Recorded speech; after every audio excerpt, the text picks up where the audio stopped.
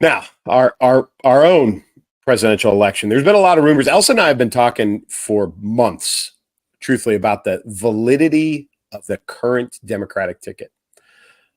We have been talking about President Biden potentially not being on the ticket. We've talked about Vice President Harris potentially not being on the ticket.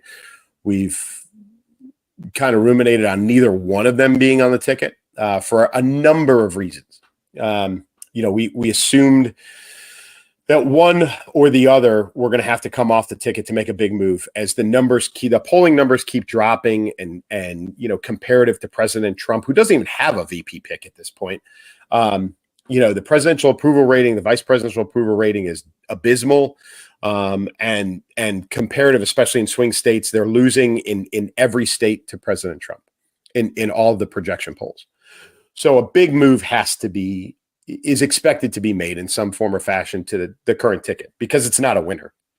People either are, not approving of President Biden and they know that Vice President Harris can't take over for him because she's an idiot, or they don't want to risk the idea of reelecting President Biden and then him in the earliest days of his second term, falling out and Harris backing him, et cetera, et cetera, et cetera. There's any combination of all those things, one or both of them falling off the ticket, is a big expected move. Elsa and I have talked a number of times about who do we think would replace, because we assumed it would be Harris, Vice President, Harris falling off the ticket. We talked about Gavin Newsom. We've talked about Michelle Obama. We've talked about some other folks. But the rumors are starting to swirl there, but starting to become more mainstream. I think, Elsa and I kind of talked about this months ago with not a lot of expectation early on, but then kind of gained some momentum along the way. And now, outside of the two of us, and we're starting to see more of this. I've heard in the last week or so a couple of interesting rumors. One of them being that Vice President Harris is talking about dropping off the ticket potentially. She's not actually talking about dropping off the ticket, but she's talking about running for governor of California, going back to California and running for governor. So that obviously is one option, would require, Gavin Newsom to not be the governor of California. So that opens up a number of possibilities. So could there be a switch? Could there be a 1-for-1 swap where, he says, hey, I'm going to back out, I'll step down as governor. I'll throw it to her, or I'll endorse her as my replacement as long as you give me the VP slot to run under Biden. Possibility, right? That could be a behind closed doors, DNC handshake deal that happens, for a number of reasons. And they can spin that any way they want. They can spin that as, Vice President Harris would rather stick to state politics. She would rather go back to California. She would rather, go have an impact in her home state. She would rather, right? They can spin that very positively, or probably one of the more positive options along the way if that's what they choose to do. And it's a fair swap. It's equitable between her and Gavin Newsom. Although I don't know how likely that one is. I did see that her numbers are actually a little bit on the rise in her approval rating, which is a little bit frightening. But it's because she's been out stumping for the president. She's been out campaigning. She's been on the road. She's been doing all the physical things that they know he can't do. She's on the road. She's at this location. She's at that location. She's flying. She's, moving by ground vehicle, whatever. She's keeping a pretty hectic schedule to continue to campaign on behalf of both her and President Biden. Again, the things he can't do. We all know he can't do it.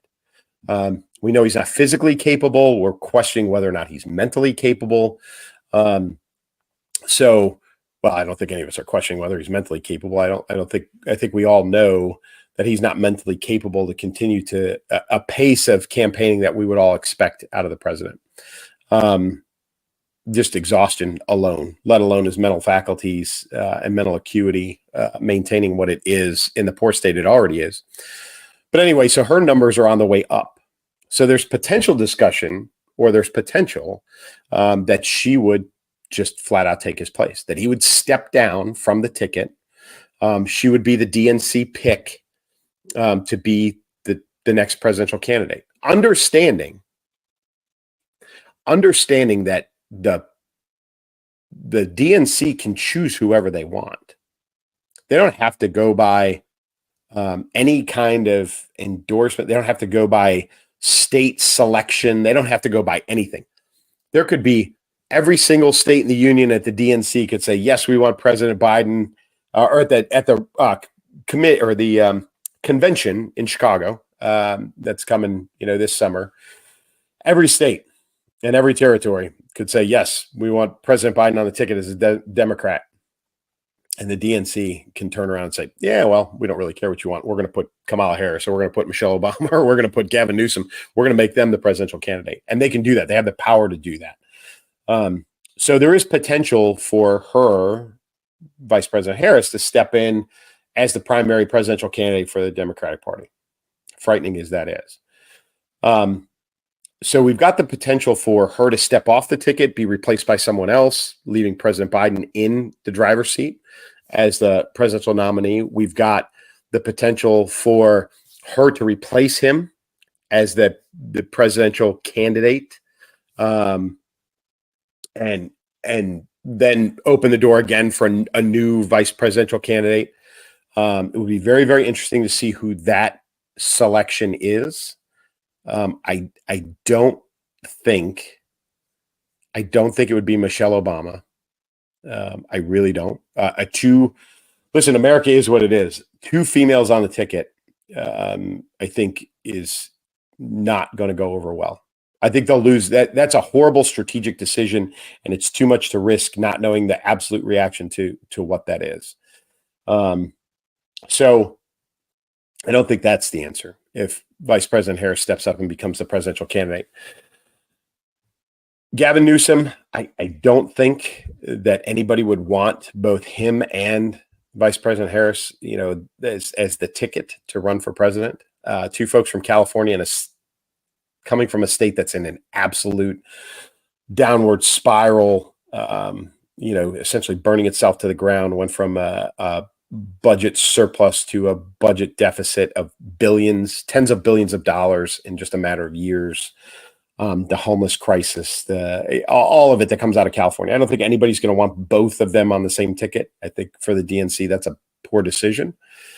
So the question is who?